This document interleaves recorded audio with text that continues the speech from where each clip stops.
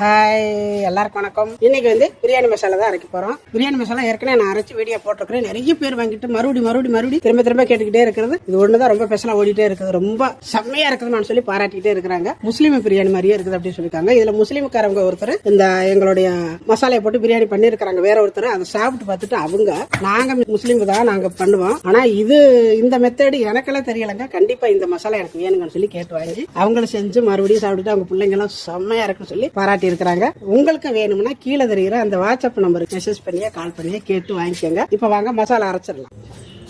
பாருங்க, நான் எல்லாமே வறுத்து கொஞ்சமா வறுத்து வச்சிருக்கிறேன். சோம்பு, சாய் சீரா, இது வந்து வர கொத்தமல்லி, பட்டை, இதுல வந்து ஒரு 5-6 ஐட்டம் சேர்த்துருக்குது. மராட்டி மொக்கு, குருமிளகு, சாதிக்காய், சாதிப்பத்திரி, கல்பாசி, வரமிளகா. இங்க பாத்தீங்கன்னா எல்லாரும் கசகசா சேர்க்க மாட்டாங்க, நான் கசகசா சேர்ப்பேன். அதனாலே ரொம்ப நல்லா இருக்கும். ரோஜாப்பூ, திரும்பி இலை, நம்ம எல்லாமே வறுத்து நல்லா காய வச்சிருக்கிறேன். நம்ம வந்து இதை அரைச்சிக்கலாம். நம்ம எல்லாத்தையும் ஒன்றா சேர்த்துக்கலாம்.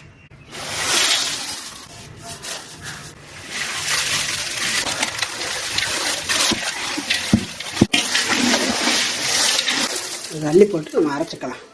முதல்ல மிஷினில் கொண்டு அரைச்சிட்டு வரோம். இப்போ நம்ம வாங்கி வச்சிருக்கிற மிஷின்லேயே அரைச்சிக்கிறோம். மூடிட்டு இதை வந்து இந்த சைடு மூடிடணும்.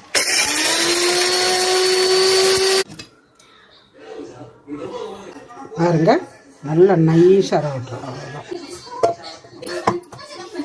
பாருங்க, அரைச்சாச்சு. நல்லா வாடை அப்படியே வீடே மணக்குதுங்க. வீட்டுக்கு அப்படியே பிரியாணி வாடையே வந்துருச்சம்மாச்சு அப்படிங்கிற பாப்பாலாம். இப்போ இதை அப்படியே நம்ம வந்து டப்பாவில் போட்டு ஆற வச்சு டப்பாவில் போட்டுக்குவோம். இந்தபடி உங்களுக்கெல்லாம் வேணும்னா கீழே தெரிகிற அந்த வாட்ஸ்அப் நம்பருக்கு மெசேஜ் பண்ணி இல்லை கால் பண்ணி கேட்டு வாங்கிக்கோங்க. டாடா பாய்.